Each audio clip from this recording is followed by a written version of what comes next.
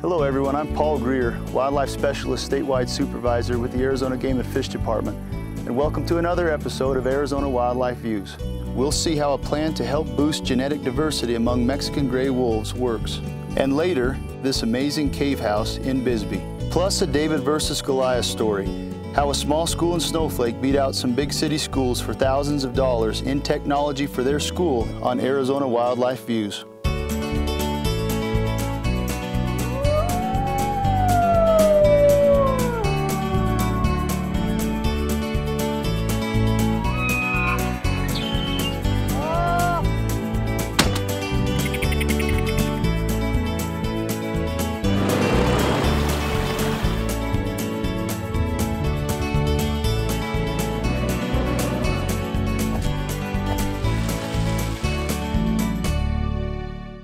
Arizona Wildlife Views is brought to you by the sale of hunting and fishing licenses and the Heritage Fund, lottery dollars working for wildlife. Some projects made possible by the Sportfish and Wildlife Restoration Fund. In an effort to boost the Mexican gray wolf's genetic pool, agencies have teamed up with Arizona Game and Fish to create more genetic diversity of wolves in the wild.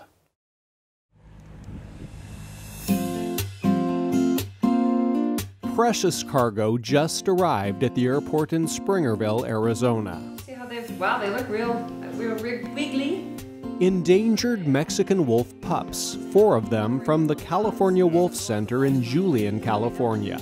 Our veterinarians here will do a quick check on those guys, make sure that, they're warm enough, that they're hydrated, that they're all looking good, healthy, squirmy little puppies. That's what we want to see. These 6-day-old pups were born in captivity, but starting today, they'll be raised in the wild. I'll just give a teeny bit. 2 of them are going to New Mexico. The other 2 will stay in the White Mountains of Arizona. They'll be placed with the Panther Creek Wolf Pack through a process called cross-fostering.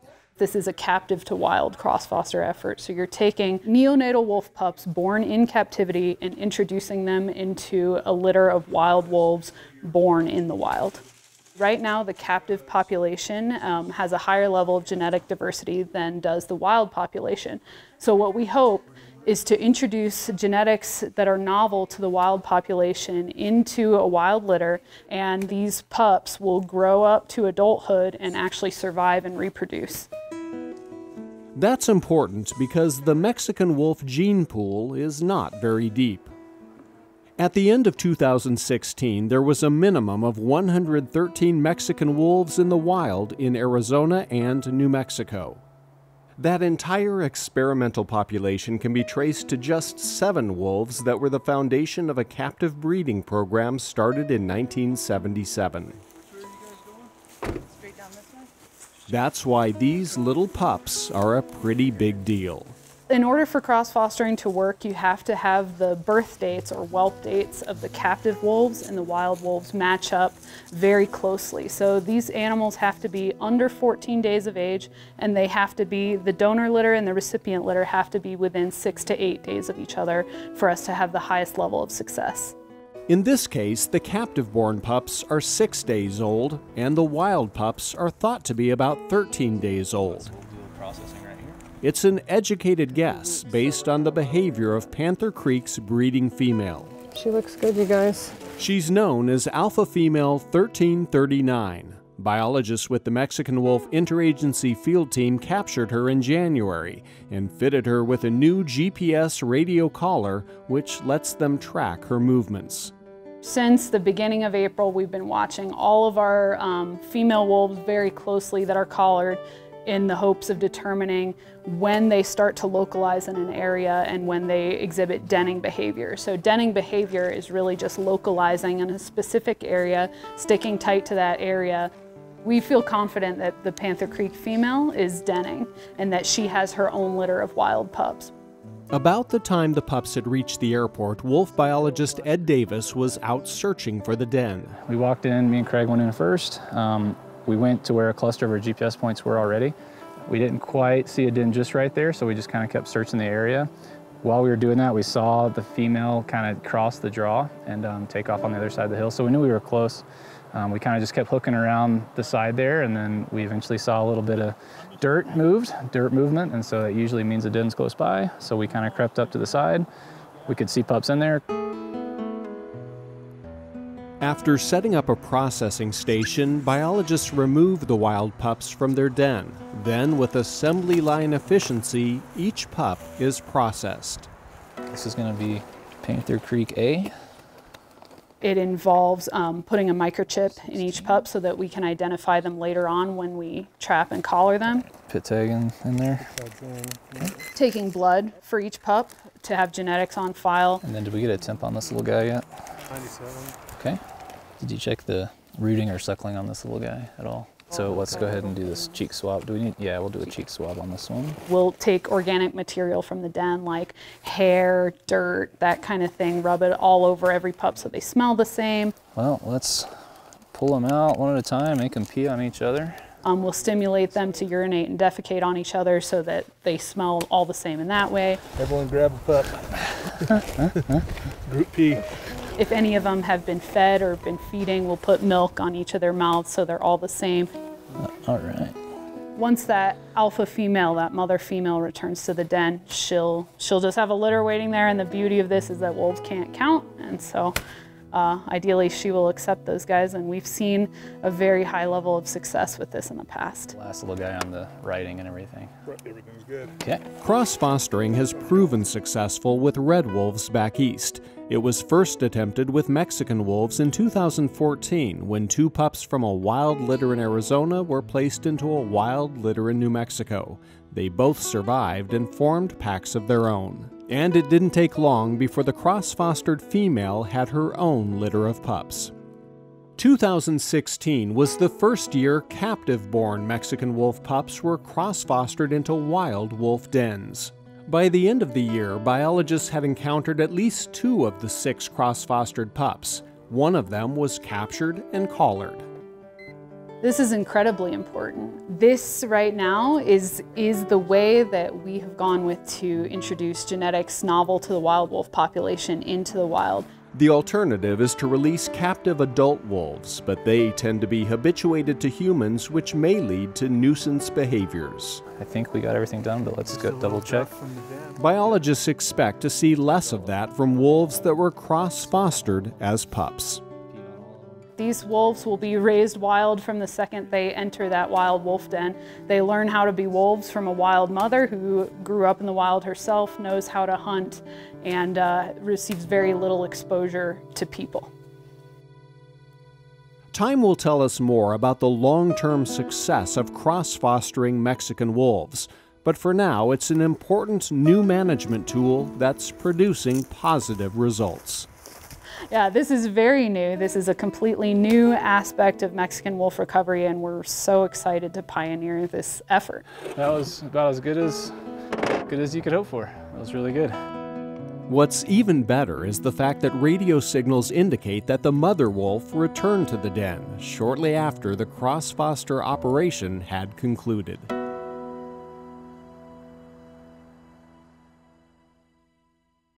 Coming up, a look at how Snowflake Junior High has come up with an award-winning way to save lives. But first, take a look at this unique cave house in Bisbee.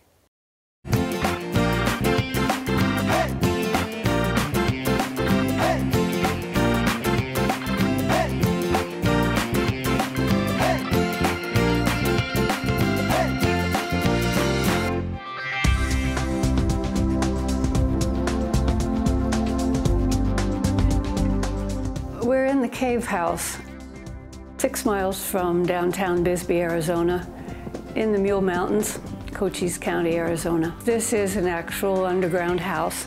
We had it excavated by a mining engineer.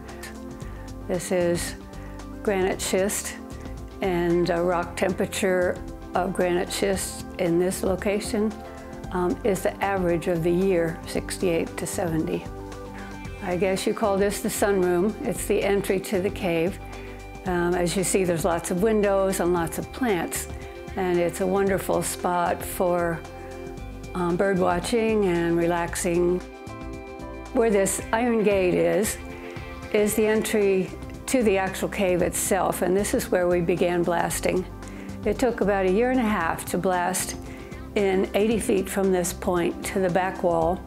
And then we made a turn left, sort of a 90-degree angle, and went 80 feet further to the side canyon, which gave us a back door, which is great for controlling the airflow through the cave. Next, we come into kind of a serving area for buffet that leads to the kitchen. This is a great room because there's room for people to hang out with, the cook. The countertops were made by my husband. They're cast concrete and then painted and varnished. So they're very easy to use, easy to keep clean. And it was the best way he could match up the counters to the irregular shapes on the rock walls. On the left side, there's the dining area. We find that when we have dinner parties, people tend to sit around this table a long time and be comfortable and talk throughout the evening. This clock on the left was made by my husband out of a saguaro skeleton. He had a nice hobby of antique clocks, which he collected. Further on, we come to the living room and the bend in the cave where we go out to the back door eventually. But right at the very back, 80 feet in, is a water source. We discovered that. We didn't know we had it until we tried to pour cement for the floor, and we could never dry up this corner. And it makes about 15 gallons of really tasty spring water for cooking and drinking for not just this house, but for 2 other households on the property. This house is for sale. I have had it on the market for about 5 years, and nobody showed up who actually got the whole concept of what it is to live in a cave. And so I took it off the market for a while, but I recently put it back on. I hope whoever buys this house is a conservationist and a person who loves nature as I do and doesn't see it as an adversary, but as the adventure of the changes of the seasons, the adventure of learning every day, year in, year out, to live in harmony with nature. Primarily, this thing functions off of solar power, so this is where all of our energy comes from. This is the story of a small-town Arizona school that could. It's about how a group of Snowflake Junior High students beat out schools from all over the country in a national science, technology, engineering, arts, and mathematics competition hosted by Samsung. Snowflake Junior High was one of 3 schools selected for their idea as part of Samsung's national Solve for Tomorrow contest, which challenges students to solve a community problem.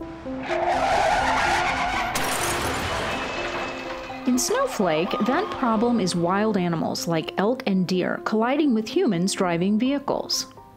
It's a problem one particular student knows all too well. Well, the story is my dad, right before he was going to bed, about 10 at night, he got called out to one of his elk wrecks in his area in Heber right before you get there. And so he went out there for about 3 hours, comes back, and then he gets called out again to another elk wreck near that same area. We have them so often up here on the Mogollon Rim, large population of elk. And so Samsung, when they kind of presented the idea, they wanted us to find some issue in our community and how we can solve that with STEM. Through their research, the students found out that 150 people die each year in car accidents due to wildlife collisions. And we wanted to make a low-cost detection system. And we know there's other detection systems out there, and they do their purpose, and they're great. We just wanted something that was low-cost and that could be easily installed over wide areas. The kids also contacted Jeff Gagnon, an Arizona Game and Fish wildlife biologist, to get some perspective on how much of a difference their project could have on their community. When you zoom out, you see a whole string of them, basically. I wanted to do this because that could one day in the future have been me or my family on a road trip up to Phoenix for something important.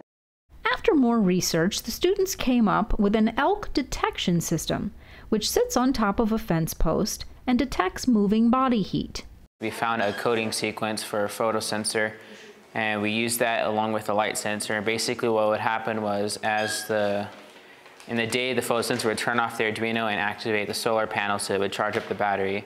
And at night, the photosensor would trigger, turning the Arduino back on, and then that would make the controller start working. So what would happen is we would have the radio signals being broadcasted from the one that was triggered. So each one was equipped with a broadcast and a receiver. So when one was motioned, it would detect it and the radio signal would broadcast out and they would strobe in depending on where it was. So if we waved over here, it would go here and flash, and then if we waved over here, it would do the same thing. If you can picture, it would be 100 feet of fence line all strobing to kind of alert you that a deer has entered the roadway. 36 students played a role in the system's development. They drew and animated designs, wrote code, engineered and crafted parts on a 3D printer. They also produced, wrote, directed, and edited the video that caught Samsung's eye.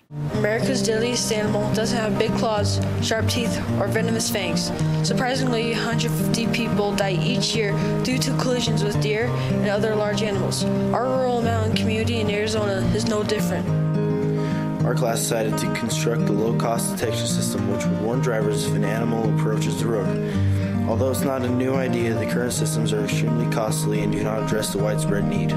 Their hard work paid off when Samsung announced that Snowflake Junior High's team was one of 10 national finalists and invited them to a final pitch event in Washington, D.C. last April. The Community Choice winner from the 2017 Samsung Software Tomorrow contest is Snowflake United District from the state of Arizona.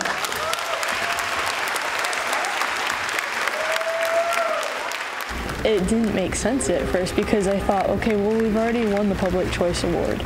How are we going to win national finalists? But we did it, and now we're so excited. Back home, we're in a small town that not a lot of people have heard of. And when we first got into the top 10, I was kind of like, this is crazy. I can't believe they chose us. Now being the top 3 is unbelievable. Like, it's just crazy and amazing. When word came down that Snowflake was voted one of the 3 top schools in the nation, Snowflake students, the White Mountains community, and some prominent politicians were all feeling an enormous sense of pride in the Snowflake community's junior high school. And our school technically placed first because we won the most money from everything, and that's included with the 20 grand. So it was 150 if we didn't win the popular vote. But since we won the popular vote, we got 20 grand extra, and that allowed us to have 170 grand. And Samsung technology for the junior high school, which I think it really needs that technology. Yeah. Just one little tiny junior high from Snowflake, a town that most people have never heard of, to win a national contest is really inspiring and stuff. Not just Arizona, but my hometown of Snowflake. That's what's great. I'm just completely impressed with the program and what they've accomplished. This is really, really remarkable. Mr. Ellertson and his students are left with a lot of memories, but their feelings go beyond the prize money and technology they won for their school. I can't believe how many people have pulled behind us on this and supported them. We couldn't have done it without them. You know, if it's not the parents, it's the students that volunteer their time. It's the administrators. It's the people all over Arizona, Game and Fish. Thank you.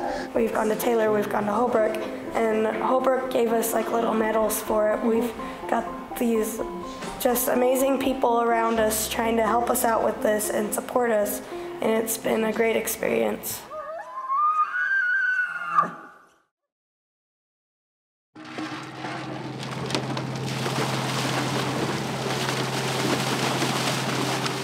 It's early September and Mr. Whiskers is back. Every fall, the Arizona Game and Fish Department stocks over 242,000 pounds of catfish into community lakes across Arizona. In fact, most of these community fishing program lakes are stocked over 20 times a year with catfish, trout, and sunfish. The fish stocking season starts in September with catfish. From November through March, catchable-sized trout are stocked. And in mid-March, catfish and sunfish make their way into the lakes, with catfish continuing to be stocked through June. If you live in an urban area, most likely you have a lake or pond in your neighborhood stocked by the Arizona Game and Fish Department. As of 2016, there were over 37 different waters to fish at in many communities across the state. There are 4 community lakes and ponds in the Yuma area, 4 more in the Tucson area, 25 across the metropolitan Phoenix area, a couple in Maricopa, more in Casa Grande, Payson, Prescott, Prescott Valley, Flagstaff, St. John's, and all across Arizona. Spending some time fishing out on the lake is just a great way to spend the day. You can get outside, relax, and have some fun. You can go alone for some quiet time, or bring the kids along for a family adventure. Marcy Alderman, the Sports Fishing Education Coordinator at the Arizona Game and Fish Department, has some tips on what you need to get started. Number one, and probably most important before you place that pole or that line in the water, is to make sure that you have a fishing license. In your regulations, it'll tell you, depending on where you're planning to fish, if you're focusing on your community fishing waters, or if you want to venture out to some of our state waters and our rivers and streams. It'll have the breakdown of the different types of licenses that you can buy and those prices and what is covered under those licenses. So your essentials for your tackle box would be hooks, swivels, sinkers or weight of some sort, bobbers, and some extra fishing line. In addition, you would want needle nose pliers or a pair of hemostats and a pair of nail clippers to help you cut the line. And those are your basic essentials. You could also put a stringer in a tackle box if you choose to use that over a fish basket. Bait, do a little bit of research beforehand, know what type of fish you're planning on focusing on. Worms is the universal bait, so I always have worms no matter what I do. In addition to that, if you're focusing on catfish, you have stink bait, hot dogs, bacon, all of those work well for catfish. If you're focusing more on trout, that would be your worms, salmon eggs, mealworms, in addition to regular night crawlers, power bait, and marshmallows work. Sunfish are fun because they will bite on just about anything. Another additional bait that you can use both for sunfish, trout, and even carp is corn. That's another common or popular bait. In front of us, I have 2 different fishing reels. Here in my right hand is what we call a spin cast reel, or more commonly known as a closed-faced reel. Here in my left hand is what we call a spinning reel, or more commonly known as an open-faced reel. When deciding between which 2 of these reels to purchase for your child, there's a lot of questions that come up. Which one is better? Which one's easier to use? And more commonly, the spin cast reel is easier to use for kids. The simple push button mechanism here is very easy to understand, very easy to handle, and very easy to use versus the spinning reel. Typically for youth, if it's their first time fishing and they've never fished before, the spin cast reel is the way to go. And then as they become more experienced, they graduate up to the spinning reel. All right, so when baiting a hook, the objective is just to cover as much of the hook as possible so the fish can't see it.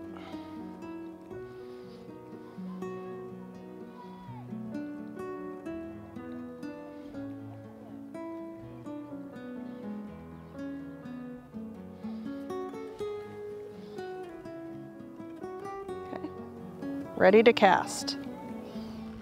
All right, just before you cast, always make sure you leave a little bit of space between either your bobber or your weight and the tip of your pole so it doesn't have a tendency to catch or get stuck when you cast.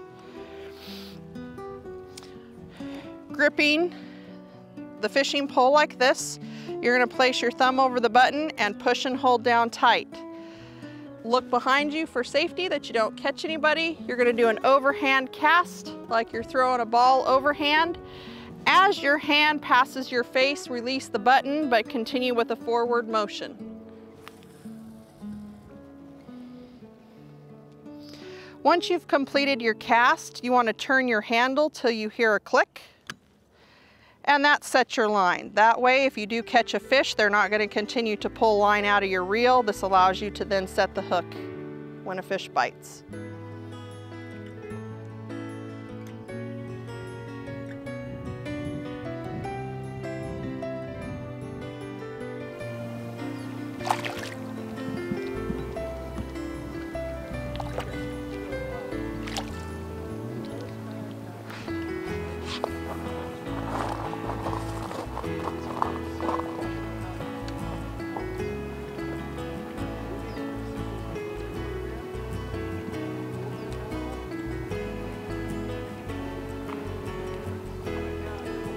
And sometimes when you're fishing, it's just as easy as that. Visit the Arizona Game and Fish website at azgfd.gov/fishing to get the latest information about fishing in Arizona. That does it for tonight's show. Thanks for tuning in. Remember, get out and explore those Arizona wildlife views. We'll see you next time.